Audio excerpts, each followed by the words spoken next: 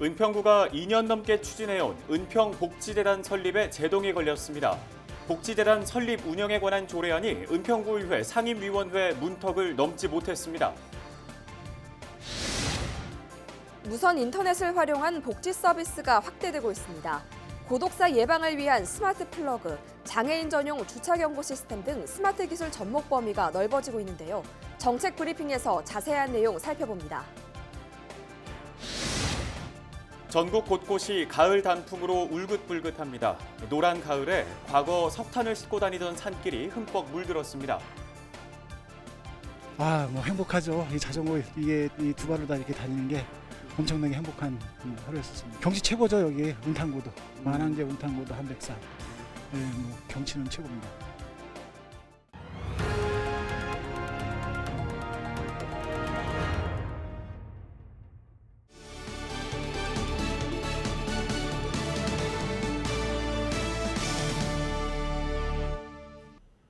시청자 여러분 안녕하십니까? 헬로티비 뉴스 시작합니다. 은평구가 지난 2018년부터 추진해온 은평복지재단 설립에 제동이 걸렸습니다. 이 복지재단 설립은 김미경 은평구청장의 공약이기도 한데요. 복지재단 설립 운영에 관한 조례안이 은평구의회 상임위원회 문턱을 넘지 못했습니다. 손성혜 기자가 보도합니다. 은평구의회 행정복지위원회 안건심사 셋째 날. 은평복지재단 설립 문제가 쟁점이 됐습니다.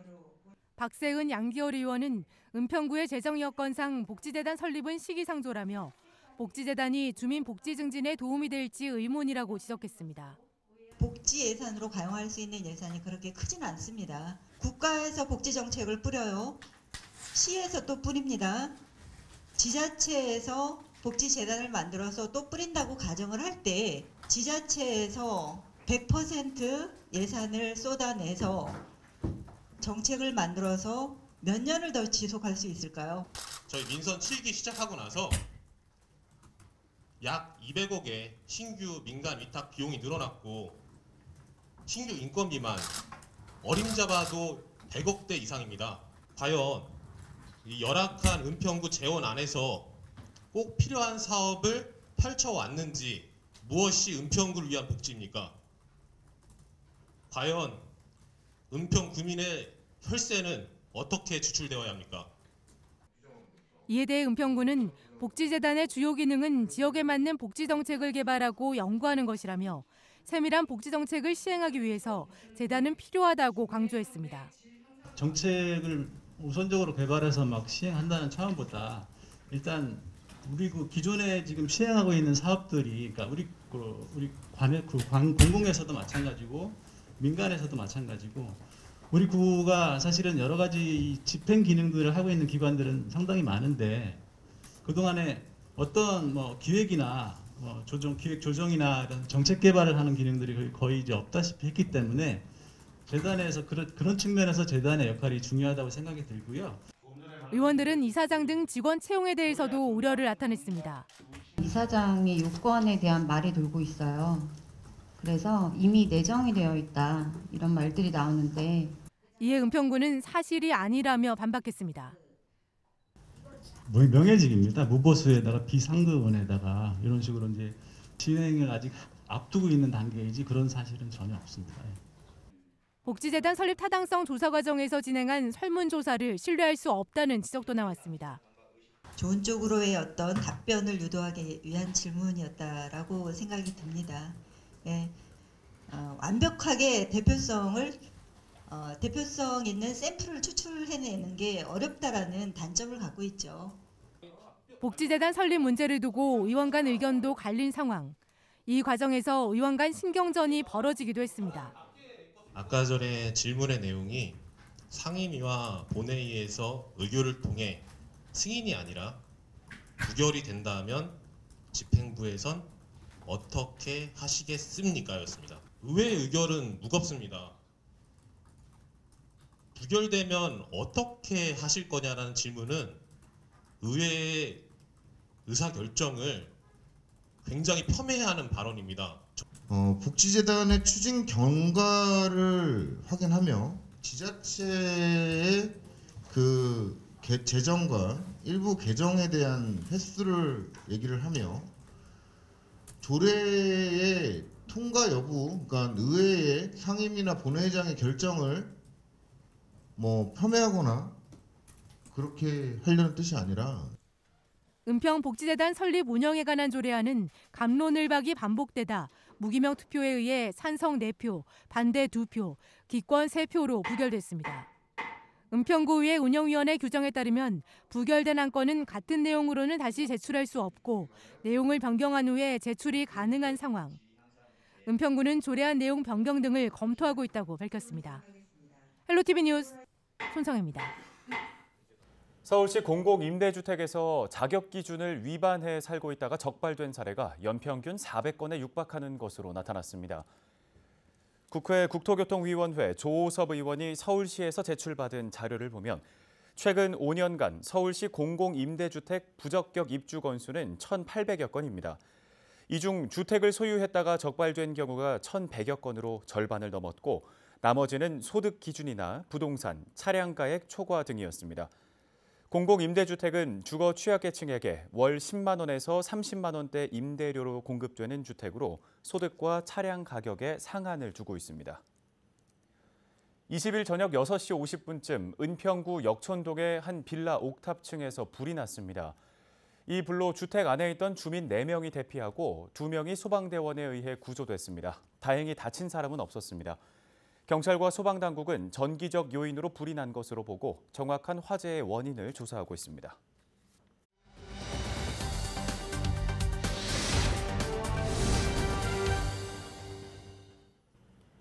양천구가 스마트 기술을 활용해 홀몸 어르신과 장애인 등 취약계층을 위한 정책을 펼치고 있습니다. 스마트 도시 또는 스마트 시티, 많이 들어봤지만 아직은 생소한데요. 오늘 정책 브리핑에서는 양천형 스마트 도시에 대해 자세하게 알아보는 시간 마련했습니다. 양천구 스마트 도시과 관계자 화상으로 연결합니다. 네, 팀장님 안녕하십니까? 네, 안녕하세요. 양천구청 스마트 정보과 스마트 도시 팀장 윤동민입니다. 반갑습니다. 네, 팀장님 먼저 스마트 도시 개념부터 짚어보고 싶은데요. 스마트 도시란 어떤 건지, 그리고 양천구는 스마트 도시의 모습을 어떻게 구상하고 있는지 설명 부탁드립니다.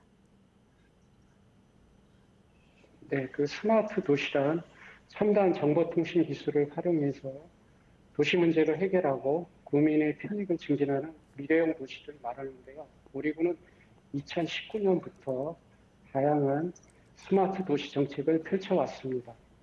예를 들면 맞춤형 스마트 보안 등을 올해 이제 1000개 설치 예정인데요. 보안 등주에 IoT 전멸기를 설치해서 원격 관리와 상시 모니터링을 실시합니다. 만약에 그 장애가 발생하면 담당자에게 즉시 그 자동 통보되며 신속하게 그 수리를 하는 시스템인데요. 우리 구에는 7,400여 개의 보안 등주가 있습니다. 그 중에 4,000개를 스마트 보안 등으로 교체했는데요. 그 결과는 대단했습니다. 민원 신고 접수가 84.5%나 감소하는 효과를 거두었습니다. 앞으로 저희가 그 IoT 기술을 활용해서 도시 문제를 해결하고 주민들이 그 편리하게 생활할 수 있는 인간 중심 스마트 도시 조성에 앞장서도록 하겠습니다. 네, 기술을 활용해서 도시 문제를 해결하겠다는 계획인 것 같은데요. 어르신과 장애인 등 이 사회 취약계층을 위한 스마트 도시 사업들은 어떤 것들이 있는지도 궁금합니다.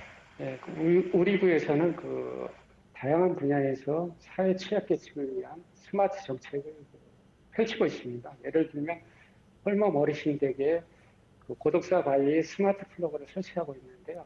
스마트 플러그를 설치해서 전력 사용을 측정하게 됩니다. 일정 시간 사용량이 변화가 없으면 담당 생활지원사의 스마트폰에 알람이 울리게 되어 있는데 홀몸 어르신 댁에 전화를 하거나 방문하여 안부를 확인하는 시스템입니다. 작년에 1,200개를 구매해 설치하였고요. 올해는 독거 중년, 중증 장애인 등 대상을 확대해서 1,000개를 구매하여 설치할 예정입니다. 다음 그 장애인 주차구역 지킴이 서비스는 장애인 전용 주차구역에 비장애인 차량이 주차를 하면 이곳은 장애인 주차구역입니다. 다른 곳에 주차해 주시라는 경고 방송을 하게 됩니다. 그러면 그 5분 이내에 그 자동차가 이동을 해야 되는데 안 할 경우에는 10만 원의 과태료를 부과하게 됩니다. 타국의 경우는 그 궤도원을 채용을 해서 민원 안내를 하는데 민원인과 마찰이 좀 심하다고 합니다. 근데 우리 군은 민원인 마찰도 줄이고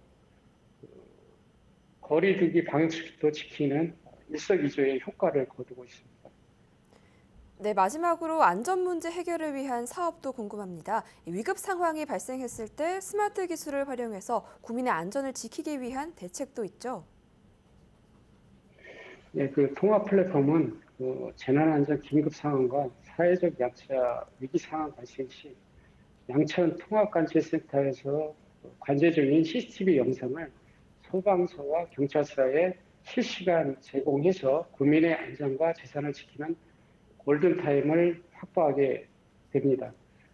또한 그 통합 플랫폼 구축으로 강력 범죄 감소와 검거 형성은 물론 화재 진압과 인명 구조를 신속히 할 수 있어 국민들이 안전도시 양천을 체감할 수 있을 것으로 기대하고 있습니다.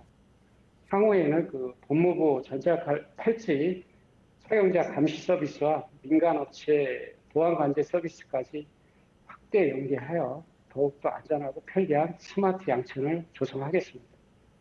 네, 여기까지 듣겠습니다. 고맙습니다.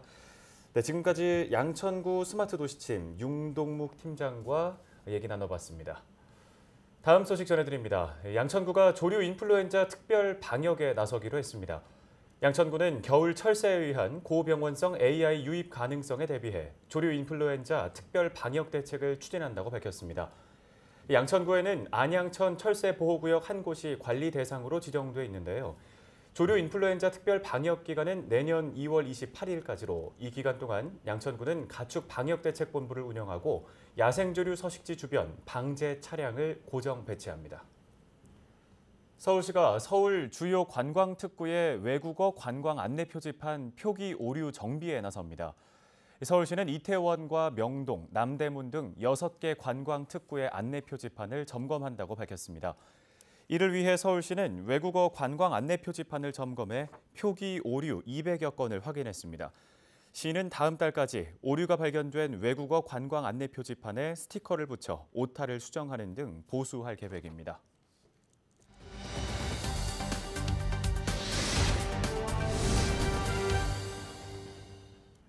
신사동 봉산에 가면 편백나무 숲을 만날 수 있습니다. 헬로티비 뉴스를 통해 몇 차례 전해드린 바 있는데요. 은평구는 최근 주민 누구나 편안하게 걸을 수 있는 숲을 만들기 위해 이곳에 무장의 산책길을 만들 계획이라고 밝혔습니다. 오늘 우리 동네 히어로에서는 편백나무 숲을 내 집 마당처럼 가꾸고 돌보는 지역 주민을 만나보려고 합니다. 김수일 씨를 우리 동네 히어로로 연결해 보겠습니다. 안녕하십니까? 예, 안녕하세요. 네. 30년이 넘게 봉산에 나무 심기 봉사 활동을 해오셨다고 들었습니다. 어떤 계기로 뜻깊은 일을 시작하게 되셨는지 듣고 싶습니다. 저는 86 아시아 경기, 88 서울 올림픽 자원봉사를 하면서 봉사의 기쁨을 알게 되었습니다. 제가 살아가면서 봉사를 해야 되겠다고 생각을 하고 여러 봉사 여건이 맞질 않아 제가 잘 알고 잘할 수 있는 나무 봉사를 하게 되었습니다. 제가 항상 다니는 봉산을 아름다운고 푸른 봉산으로 만들면 어떨까 하고 단풍나무와 여러 종류의 나무를 심기 시작한 지 33년이 되었군요. 지금은 아름다운 단풍나무와 푸르고 시원한 편백나무를 보며 뿌듯함을 느낍니다. 네, 처음엔 다양한 종류의 나무를 심다가 어느 순간 편백나무를 많이 심으셨다고 들었습니다. 왜 편백나무인지 그 이유도 궁금합니다. 네, 주위 분들이 암으로 고생을 하고 하여 건강에 좋은 나무가 없을까 하고 생각을 했습니다.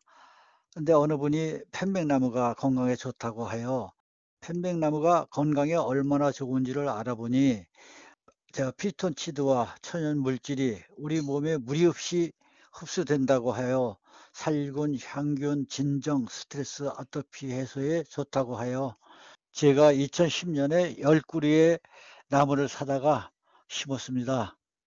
그런데 기후에 아무 이상이 없어 편백나무를 은평구에서 2014년부터 2018년까지 5년간 7헥타의 나무를 조성하게 되었습니다. 네, 이 숲이 잘 가꿔지면서 주민들에게는 힐링의 공간이 되고 있는데요. 이 편백나무를 심어온 30년이 넘는 긴 시간 동안 힘든 적도 많으셨을 것 같아요. 앞으로의 바람이 있다면 뭐가 있을까요? 어려운 일이 너무나 많았죠. 등산객들이 지나가면서 저 양반은 자기 산도 아닌데 자비를 들여 나무를 심는다고 사람들을 숨을 보고 하였습니다. 그리고 나무를 심어놓은 것을 너무 많은 훼손을 하여 고생을 많이 했죠.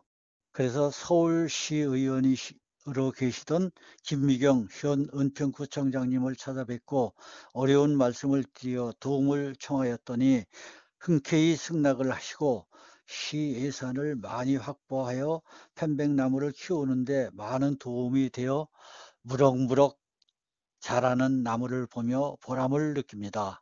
바람이 있다면 편백나무 숲이 조금 작습니다.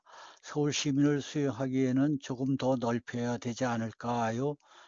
앞으로 편백나무를 잘 관리하여 훌륭한 편백숲에 많은 서울 시민이 찾아와 힐링의 편백숲이 되었으면 합니다.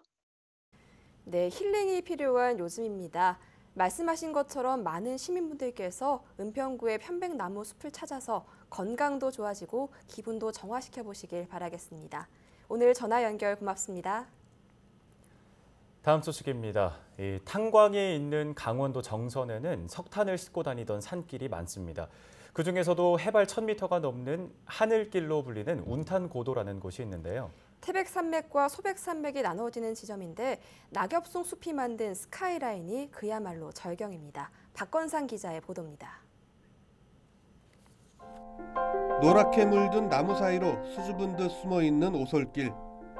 이 길을 따라 침엽수들이 뿜어내는 신선한 공기와 피톤치드를 한가득 마시며 걸은 지 약 1시간 남짓. 하늘 아래 첫 길 운탄고도를 만납니다. 구름이 양탄자처럼 펼쳐져 있다는 뜻인 운탄고도.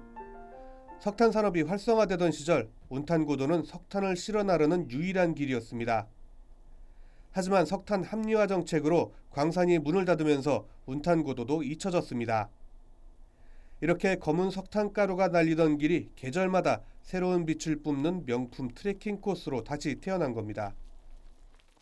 뭐 행복하죠. 이 자전거 이게 이 두 발로 다 이렇게 다니는 게 엄청나게 행복한 하루였었습니다. 경치는 좀 어떠세요? 경치 최고죠. 여기 운탄고도, 만항제 운탄고도 한백산. 뭐 경치는 최고입니다. 봄에는 알록달록 야상화가, 여름에는 진푸른 이파리들이, 가을에는 침엽수가 만들어낸 노란 뾰족함이, 겨울에는 온통 흰 세상을 선사합니다.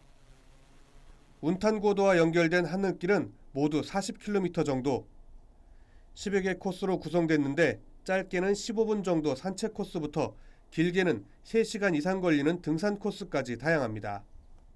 붐비지 않은 고요한 숲길에 여유롭고 안전한 트레킹을 즐길 수 있어서 가족들의 방문객의 만족도가 매우 높아 특히 가을 경치를 온몸으로 만끽하고 정부가 권장하는 언택트 여행 선택지로 안성맞춤입니다.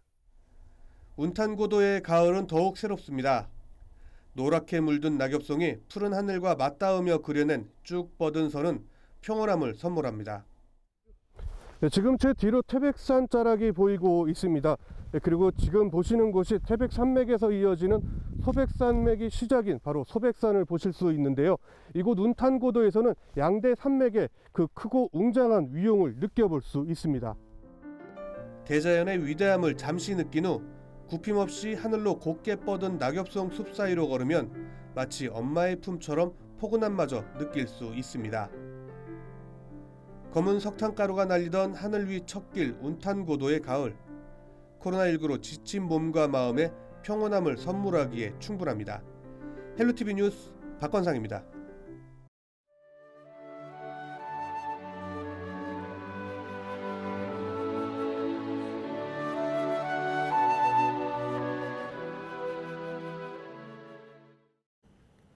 헬로티비 뉴스는 언제나 지역 주민 여러분 곁에 있겠습니다. 함께해 주신 여러분 고맙습니다.